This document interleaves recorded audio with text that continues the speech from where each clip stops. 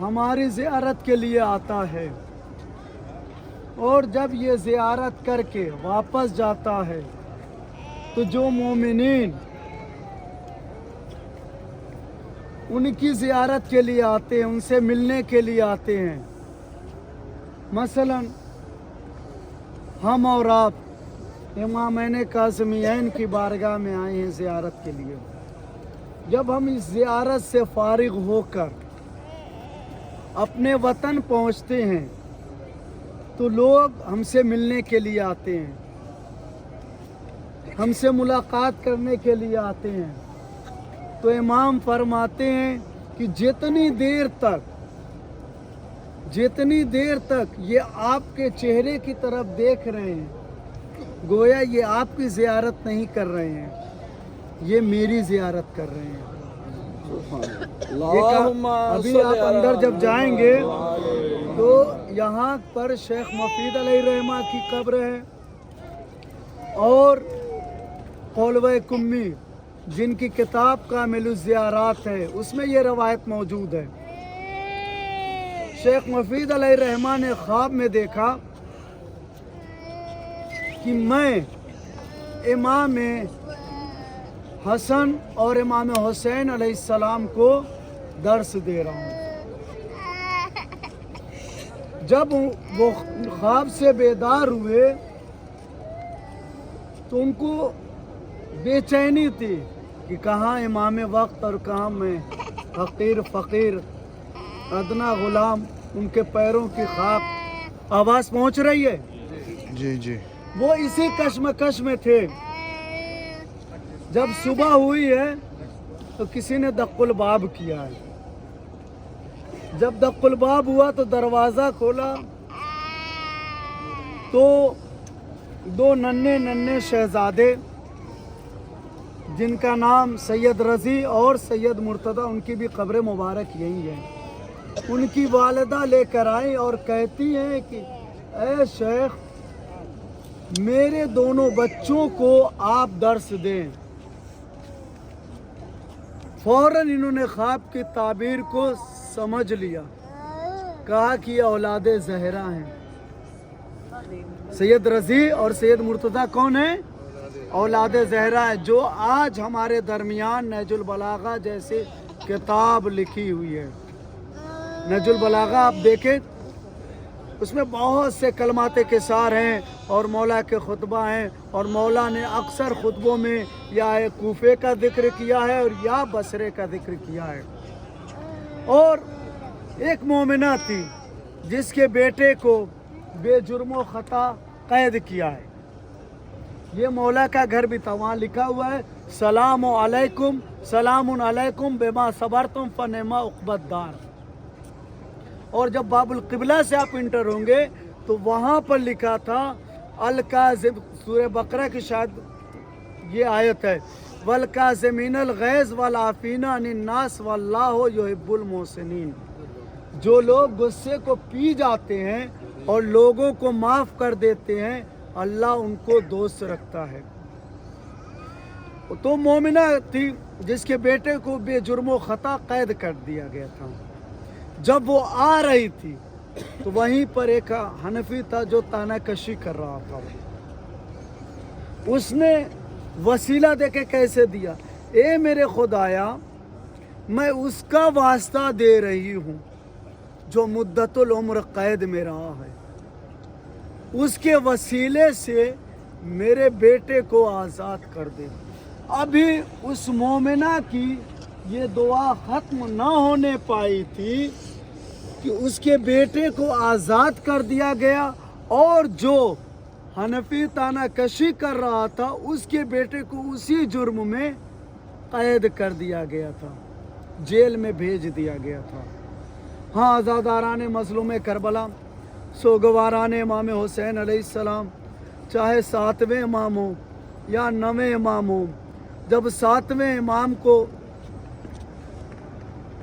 شہید کیا گیا تھا تو یہیں سے چند کلومیٹر کے فاصلے پر ایک پل ہے، ایک برج ہے جسے ہم جسر ائمہ کے نام سے یاد کرتے ہیں، उसी पुल के ऊपर इमाम मूसा काज़िम अलैहिस्सलाम के जनाजे को ऐसे रखा गया था।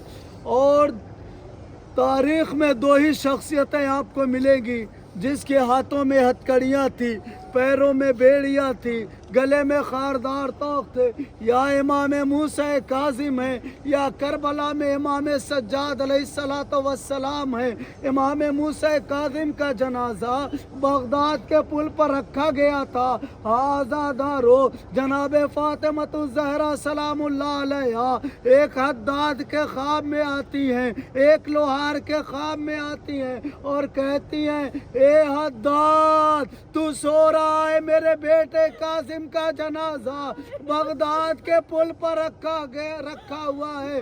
आज़ादारो उसके बाद चाहे वो सातवें इमाम मूसा काज़िम हो या इमाम मोहम्मद तक़ी अलैहिस्सलाम हो, जब इनका जनाजा उठ रहा था तो बेटा मौजूद था।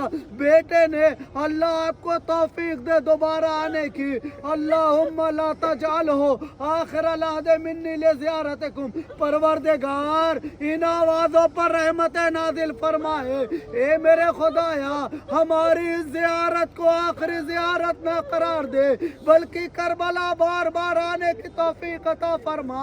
ए मेरे अल्लाह जब इमाम मूसा काज़िम का जनाजा उठ रहा था तो इमाम रज़ा मौजूद थे, जब इमाम मोहम्मद तक़ी का जनाजा उठ रहा था तो इमाम अली नक़ी अलैहिस्सलाम मौजूद थे।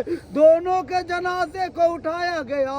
यहाँ पर 25 रजबुल मुरज्जब को जब इमाम का जनाजा उठकर बगदाद के पुल से आता है तो बड़ी शानो शौकत से आता है, एक दूसरे के हाथों पर होता हुआ हरम इमामैन काज़िमैन में आता है।